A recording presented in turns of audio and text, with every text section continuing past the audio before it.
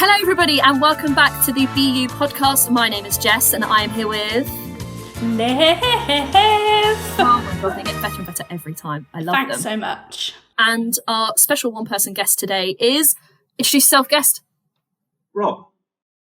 There we go, done. Rob, thank you very much, everybody. That's Rob. That was fantastic. I'm just Rob from down the street. Thanks for listening to the podcast. See you all next week. No, Rob, what course do you do?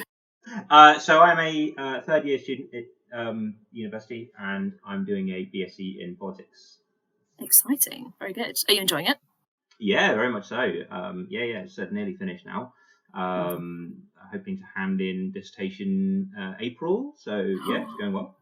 Oh my god, stressful time, dissertation stuff. Yes, extremely. Yeah, very. So today's podcast is all about being a mature student at the university, and Rob here is a mature student. I'm not going to ask your age because that feels really, really rude. So I don't mind. I am 30. I just turned 34 actually. God, I have to think about that then. Yeah, 34. So I started university at the age of 31. Oh, exciting. What did you do before coming to university?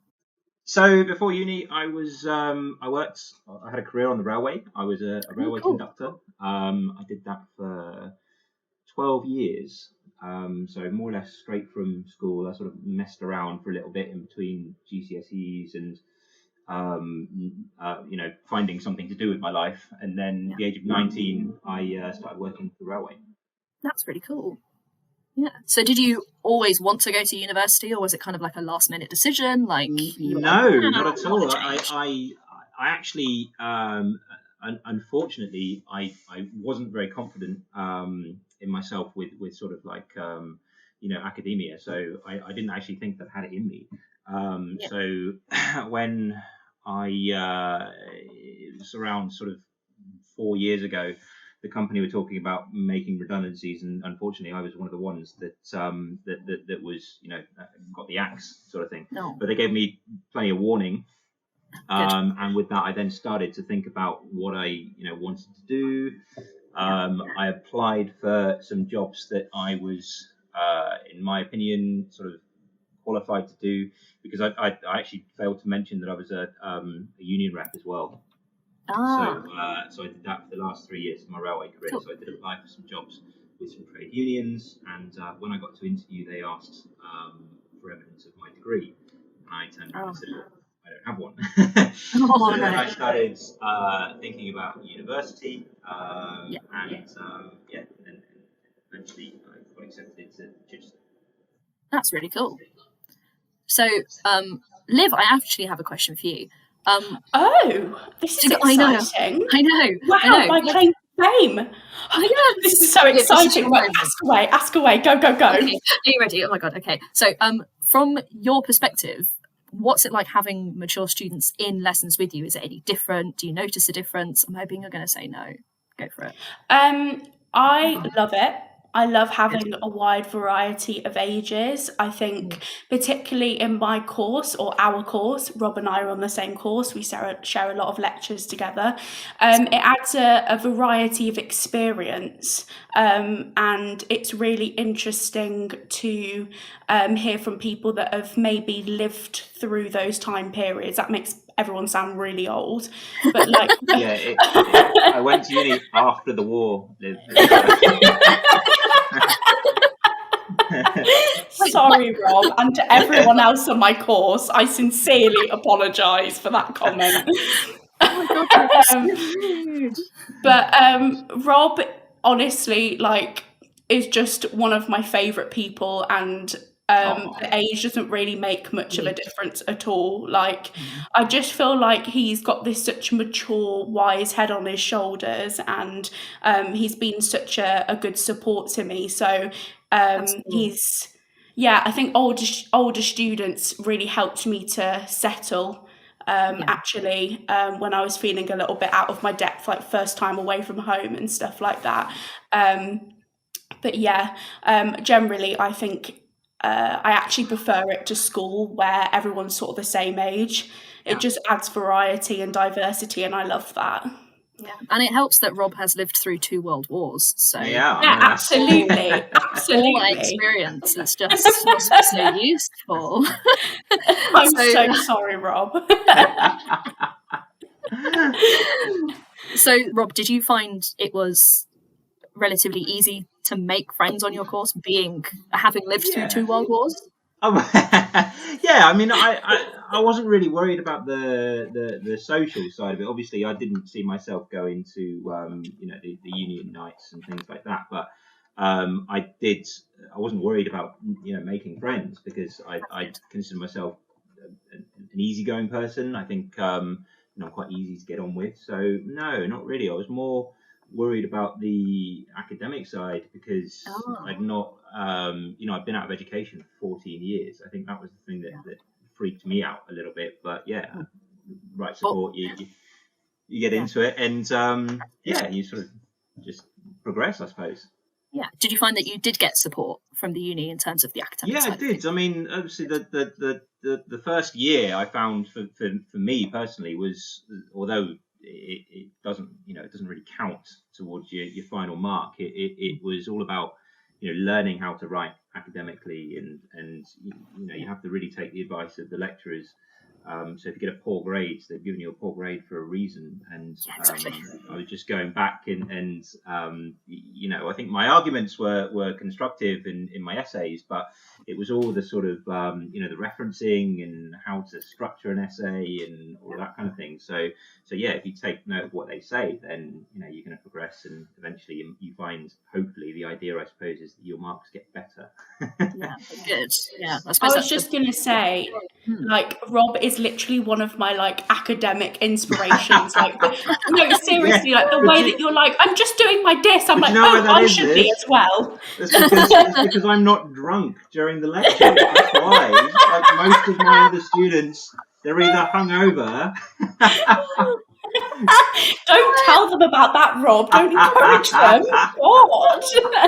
You mean you're not at Wishy Wednesdays, Rob? I can't believe it. No, exactly. That's it. I'm at home studying. You're at home being the model student that none of us are. Absolutely. But on a serious note, though, everything that you've just said about learning new academic styles and getting into the grips of how to write an academic university essay isn't just something that mature students struggle with.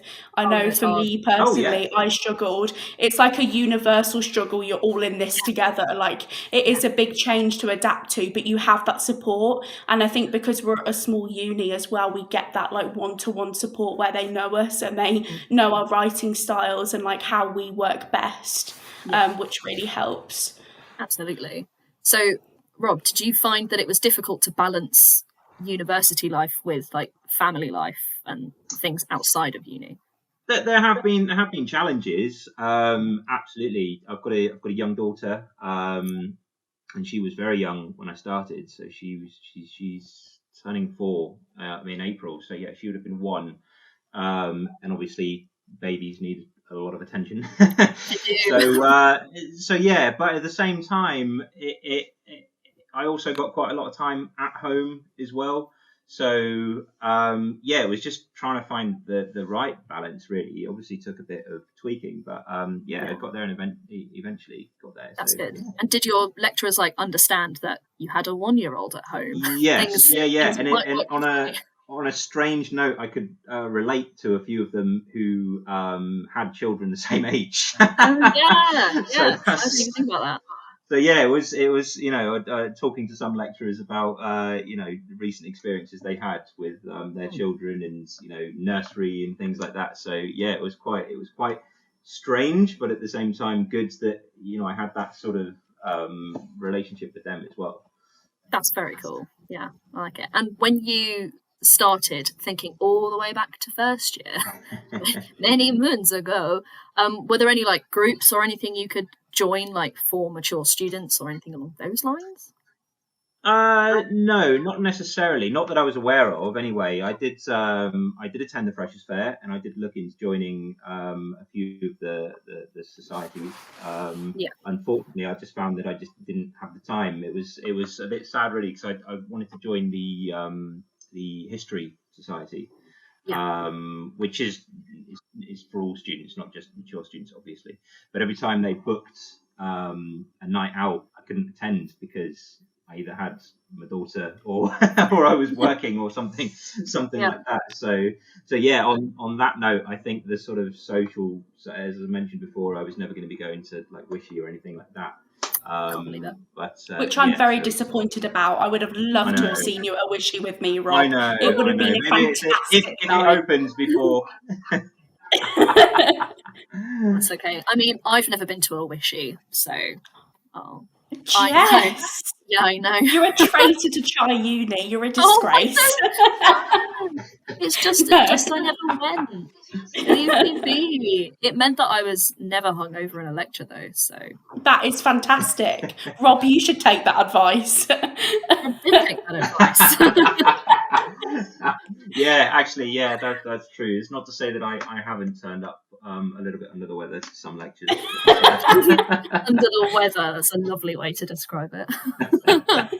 I call it an adult headache. That's that is absolutely. I'm stealing that. It's like, I've just got a bit of an adult headache. That's great. I love it. So, are there a lot of other mature students on the same course as you? There's two that I'm aware of. Yeah, not on the. Well, I mean, the politics course. I think there are only 3 students in doing the BSc politics. So if you take it as just like one unit, course. It's wow. Okay.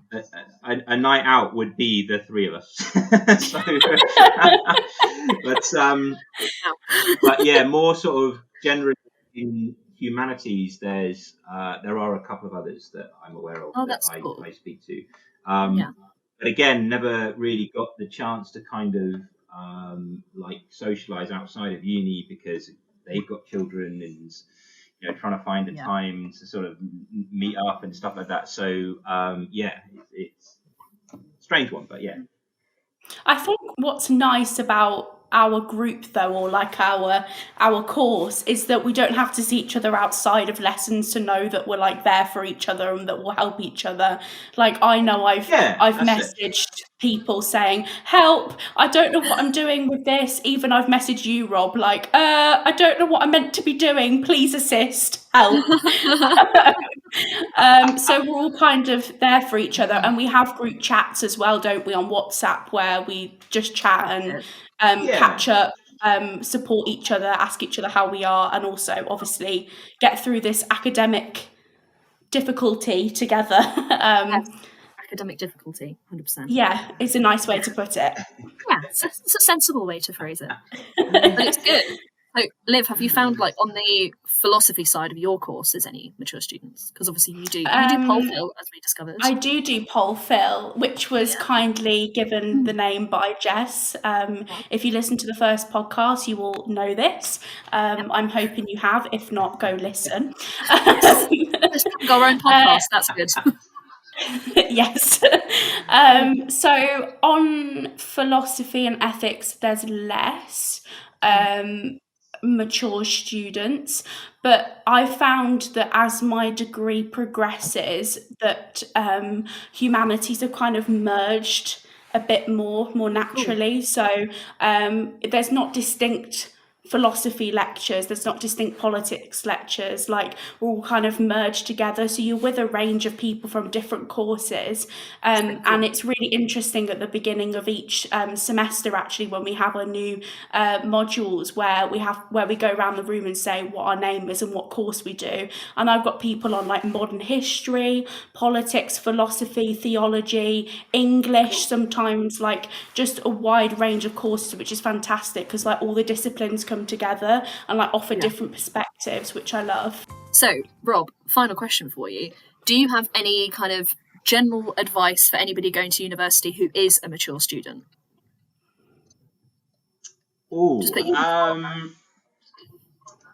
Yes, don't be it's a bit daunting. I'm not going to lie, it is very daunting. I remember turned up on the first day and I was a bit like, wow, can I actually do this? But the advice I would give is listen to it. I mean, there is loads of help. There's loads of help. The first couple of weeks, when you settle in, people are just throwing stuff at you. So take any advice you can get, and just talk to people, try and make friends, and just try and settle in, because that's what the experience is about as well. Yeah, that is solid advice. Thank you. Sound advice. Yeah. Liv, queen of social media, do you want to do your bit? I usually have a script here, so I'm going to wing it. So join the conversation at #ChaiUni or DM us on Twitter or Instagram. She smashed it. Who needs a script? I don't. So much. Yeah. So thank you so much, Rob, for coming and chatting to us today and giving us. No worries. Thank you for having me. Yeah, and Rob has glittery paint on his walls. Yes, it's yellow as well. I have glittery paint on the walls. Yeah, I was explaining before the podcast started, but you can't see it, but I do. You just have. But it's just nice that we know that it's there, and I wanted to bring it up. So today we've learnt that Rob lived through 2 world wars and he's got glittery walls. There we go. That's all. I've got glittery walls. Yeah, great. Thanks so much, mate. I really appreciate it. Thank you, Rob, and thank you, Liv. And cheers, guys. Thank you, everybody. Thank you for listening. Bye-bye. Bye, guys.